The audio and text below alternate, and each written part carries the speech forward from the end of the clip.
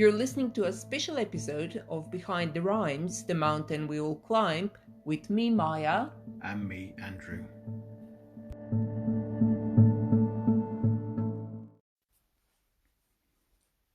Don't forget our voices. We are the new veterans. We are the new forgotten. We are the page on a website. We are the chapter in a book. Now the war is over, hear our voices. Hear our stories. Listen, and don't forget us, because we don't forget you.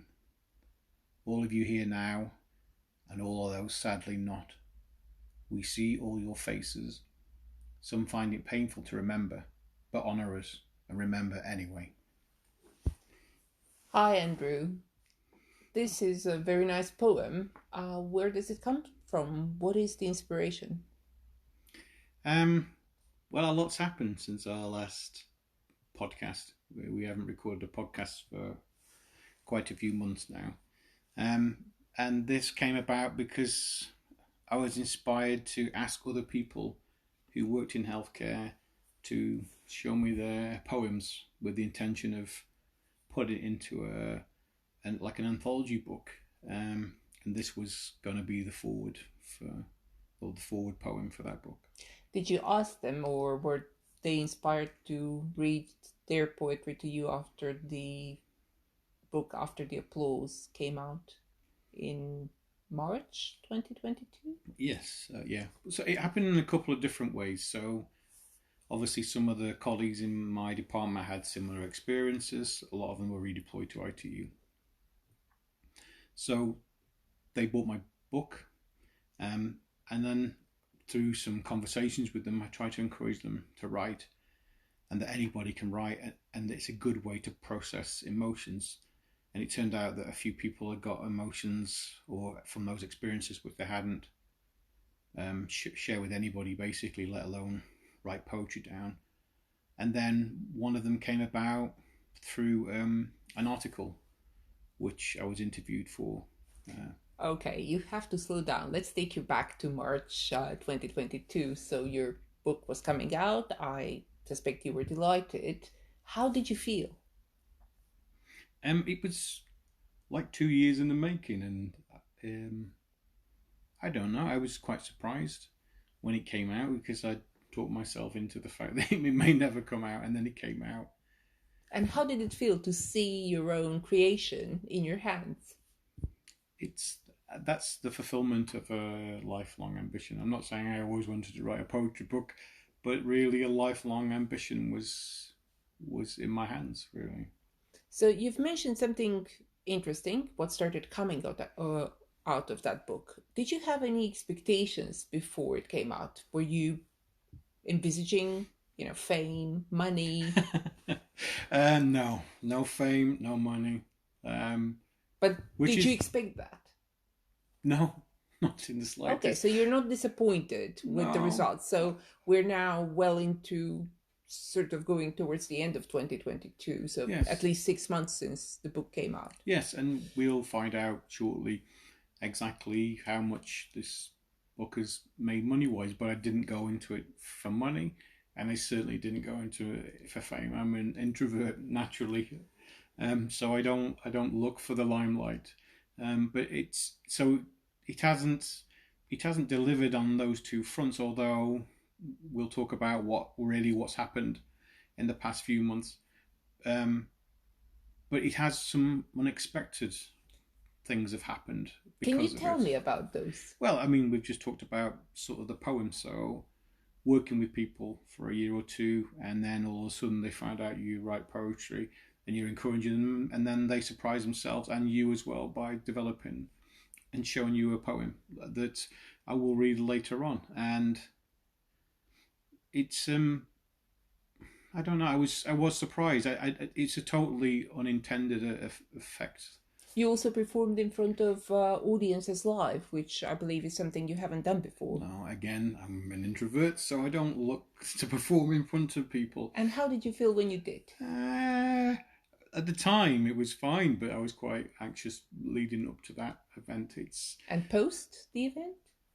That was a nice event, and so lots of things came out from that event. So I guess I really should explain Where what you that was. performed, So we yes. performed on. You and I both performed. You were the compare. Um, at the Word on Water, which is Barge, a book yes. barge in London. You don't have to remind me, King's Yes, it's Cross. near King's Cross on Regent's Canal. It's a wonderful enterprise that supports independent authors. And I would urge anyone going to London to visit them. They were very kind to us. They offered us the platform. They Paddy. also, yes, it was Paddy. They offered us to sell your books as well. So they were wonderful hosts, I have to say. And the venue itself is quite charming. Yes, so we stood on top of a barge with a microphone, and it was the end of July, and it was a nice warm day. Didn't rain, and we gave an hour long sort of performance to not a huge audience, but Who was your audience? certainly an interested audience. You met them afterwards. Yes, so you via Meetup invited a few people, or actually put an advert out on Meetup to that this event was happening. So some of those people were known to you, and there were people that were known to neither of us. That some that had walked past, and some I'm not quite sure how those two young American I nurses think via Meetup they found found that. out. That was very interesting that they were in the. They came from the States to London Yeah, for a few days and they attended your event. yeah, I'll talk about them in a second, because I want to ask you a question first. So I was concentrating on reading these poems out, which it was a bit nerve wracking for me to get everything right. But You were very good. thank you. But you were able to watch the audience. So you were looking at the audience, and I was not at the time. And a few photographs were taken, which I saw afterwards. But you told me a few things about what you observed of the audience, which really surprised me.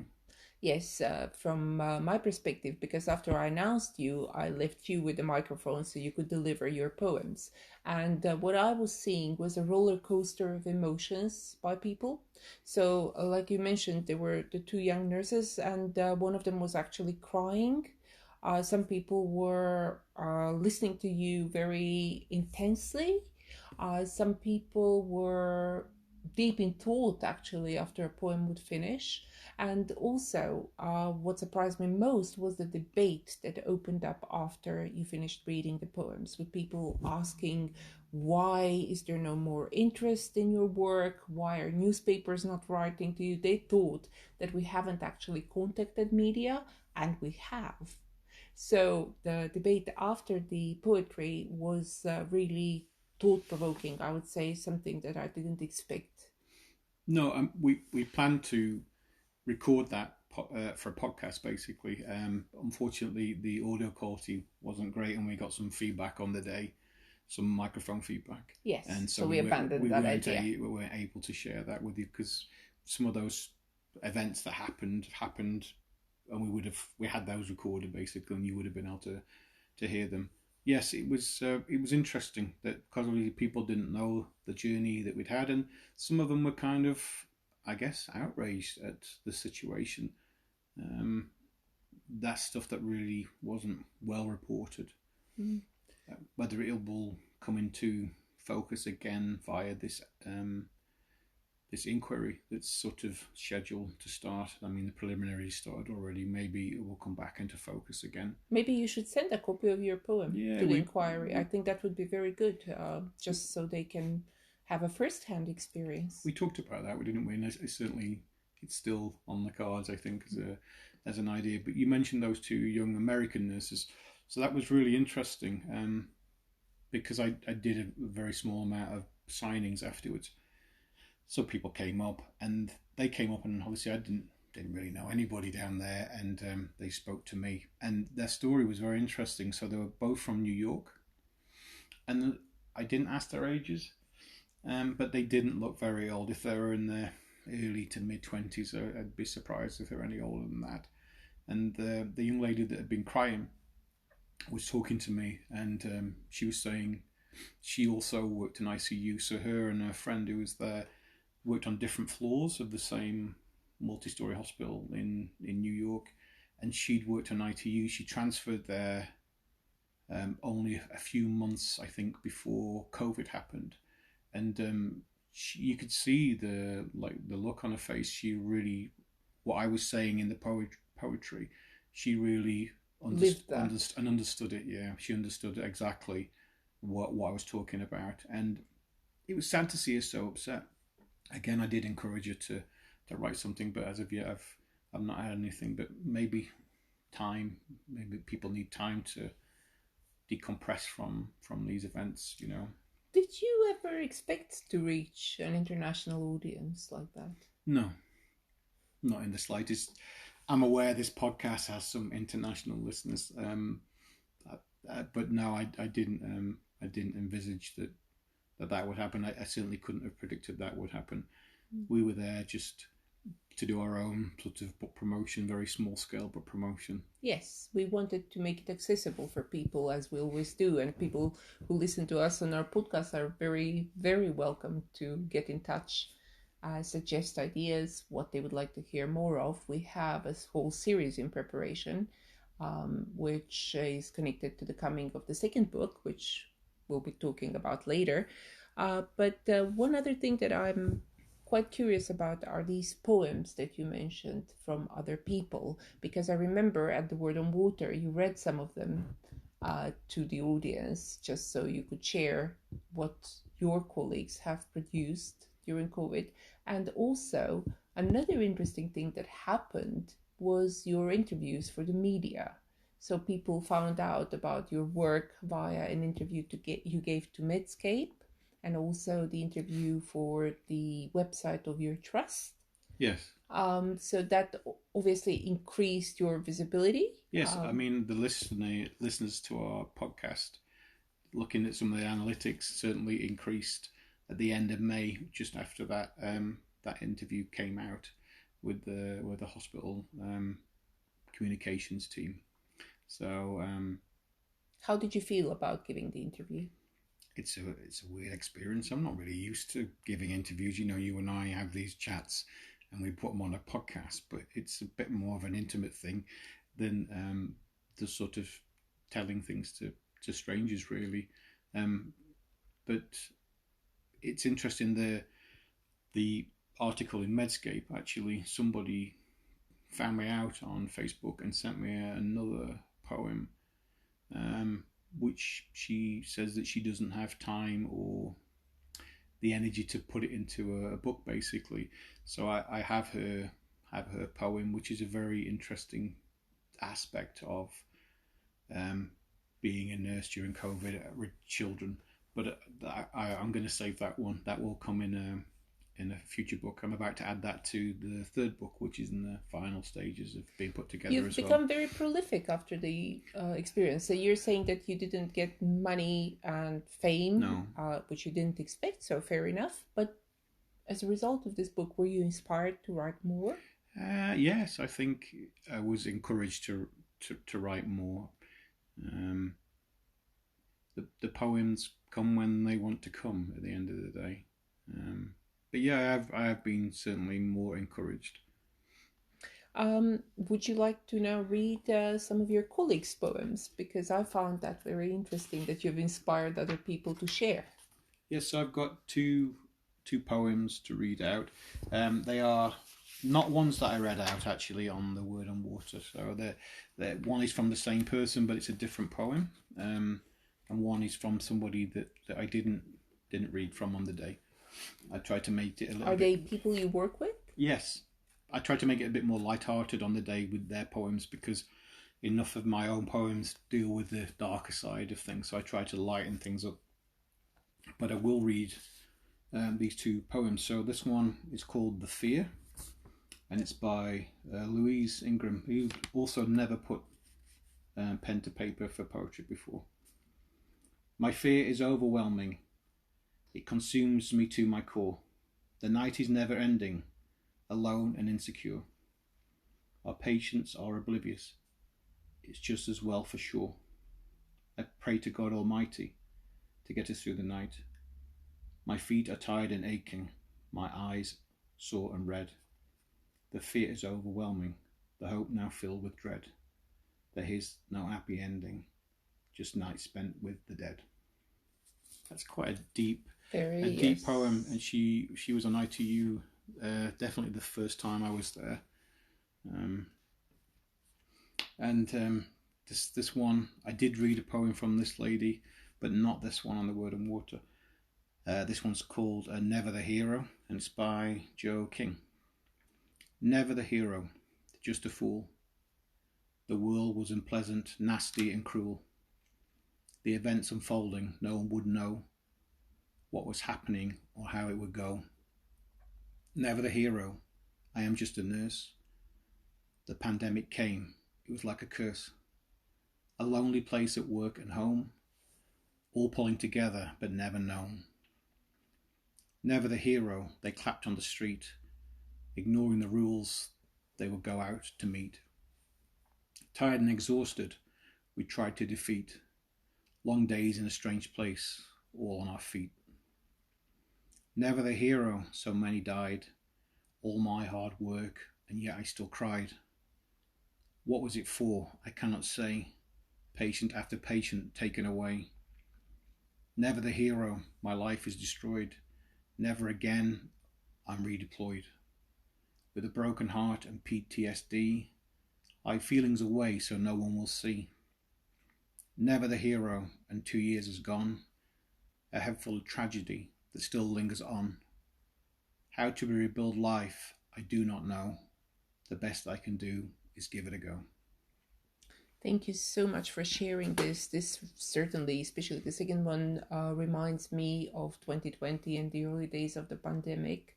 And I know that from talking to people who were not medical professionals, who didn't work in hospitals or care homes, want to move on now. They want to put COVID behind. Also, the government wants to put COVID behind. Everybody seems to want to put COVID behind, except probably the people who have lost friends and family to COVID, and people like you and your colleagues who cared for people who ended up in hospital. How do you feel about this? Well, it's interesting because this investigation, this inquest is certainly gearing up at the moment, and he was even in the news yesterday about there's a support group basically that they're after justice for their relatives that died. They want answers. They're fully supportive of this inquest. They want to know, could people have been saved if we'd locked down sooner? There are all these unanswered questions, and it's part of the grieving process to be able to get these answers. And closure, I guess. Yeah, closure obviously won't not bringing these people back. It's definitely, mistakes were made, and I hope that some kind of closure is brought for people.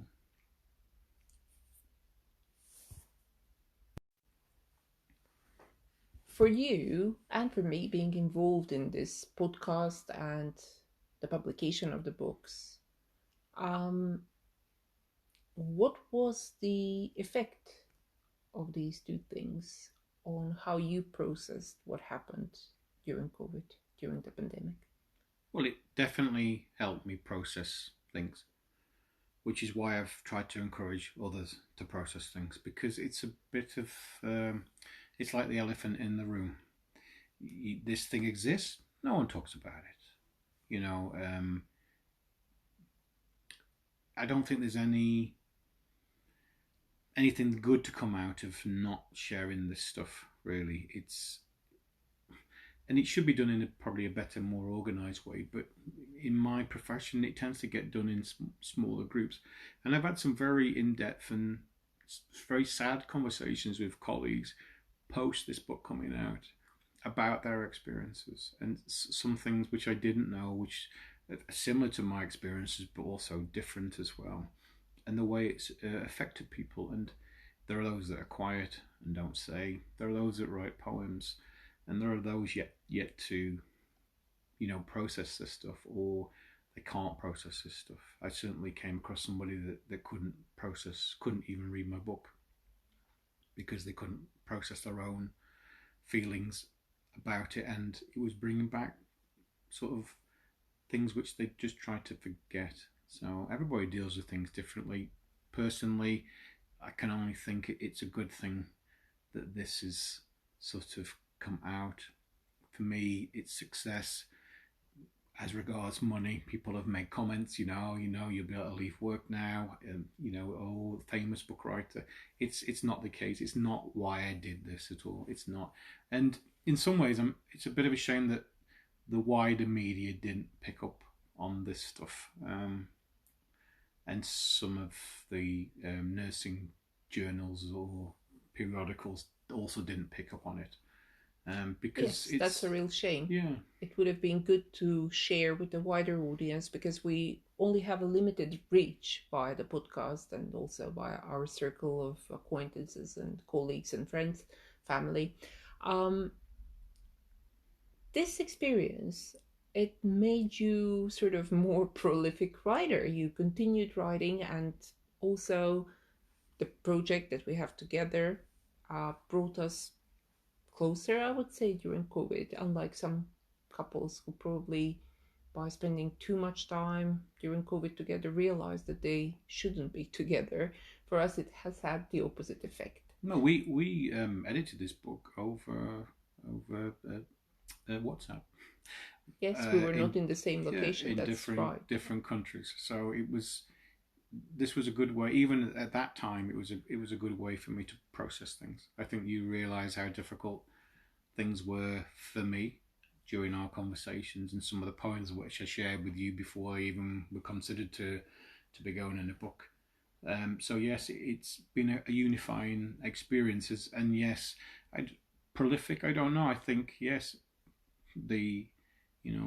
well, you have a second book coming out soon.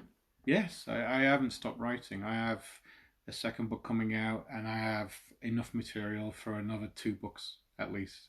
Tell us a little bit more about the second book.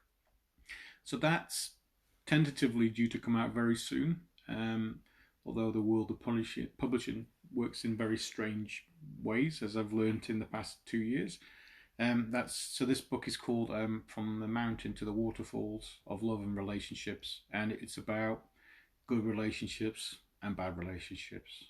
So it's got nothing to do with your previous topic of COVID. No, it's. I think it carries on this humanistic theme, which I started in after the applause. When did you write these poems? They have mainly come around in the last sort of 2 to 3 years, I would say. And what is special about this book? Do you think it's better? Is it the same as After the Applause? Tell people who have read After the Applause, what can they expect if they buy the second book? My writing style has improved, I would say. I didn't study poetry. I've not gone to university to study any kind of literature courses. So I think my style has developed, I would say. And even the stuff I'm writing now, which you may not see for another year or 2, it's developed as well. It's developed. And After the Applause had a loose concept, which really was centered around COVID and working in ITU, loosely put together in the form of a book. Whereas From the Mountains to the Waterfall has a structure. It's set to a journey up a mountain and down the other side, and every step of the way is linked to a part of a relationship. So you equate mountaineering to the struggles and the wonderful moments of relationship. Well, it's interesting, isn't it? I mean, this podcast is called Behind the Rhymes, The Mountain We All Climb, and this book is a mountain. It is a mountain. If maybe a mountaineering, I don't know, maybe you can call it a large hill. We don't have too many mountains in England, but a large hill certainly. But it is about the effort of a relationship and the peaks and the turfs. And the inevitable downward trend that relationships often take, and coming through the other side of that and sort of up the next mountain or hill afterwards. It's It's a much more. It's not okay. I would say a much more positive book. It's more positive in some senses, but also some of my own experiences are in there. My own relationship experiences from being 18 all the way to my age now. It's in there. Well, that's certainly something that everyone can identify with. Everyone has had some sort of relationships with people. So we have a whole series about the poems that are, or some of the poems that are in From the Mountain to the Waterfall. We've been a little bit quiet, I would say, but we've been trying to promote this book really, and it's took a lot of time, and we've been editing the second book as well, which has also took time. So there will be another series following on from this in the next couple of months of another series of poems from the second book. Excellent. I would like to round up this episode. Hopefully our listeners will now expect and follow us and see what's coming up. You have written another poem which was inspired by your performance and meeting the people on Word and Water. Yeah, I just want to say one more thing about Word and Water, which I had forgotten earlier, is that Cool-Lip suggested that I write my experiences down into a book, more of a prose form than a poetry form, and that's certainly on the cards amongst other multiple projects that I have on the go. Thank you for announcing that. That's a very good idea. And thanks to Cool-Lip for the suggestion. Thank you, Cool-Lip. So yeah, this poem I dedicate to everybody that came that day and for the support, and it's called Walking on Water. I stand on the water, the motion of a boat. It's a lazy rhyme, but how else can I stay afloat? Pace and pace, behind me the geese, into the murk lunge, searching for food as I take my artistic plunge. A warm reception with rounds of applause, but after the applause I interact and feel some remorse. I have lived with these words and thoughts for a few years, but I forget that you haven't. Some of you with heads in hands looking down, and some with occasional tears. As a human, I want to share my experiences. I never mean any offence. Even in my politics, I often sit on the fence. But you've seen my passion as my words turn me inside out for you to dissect as you ask me about me. But as I'm at the start, it's just a snapshot.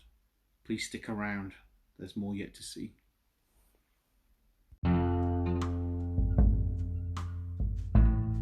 You've been listening to a special episode of Behind the Rhymes, the mountain we all climb. You can still buy After the Applause Pandemic Poetry of a Frontline Nurse by Andrew from Amazon and Austin Macaulay. They will also be publishing Andrew's second book, From the Mountain to the Waterfall. If you're new to our podcast, check out series 1 and 2. We're busy preparing the third series coming your way soon. Just ask your smart speaker to play Behind the Rhymes podcast or listen on Apple or Google Podcasts. Thank you.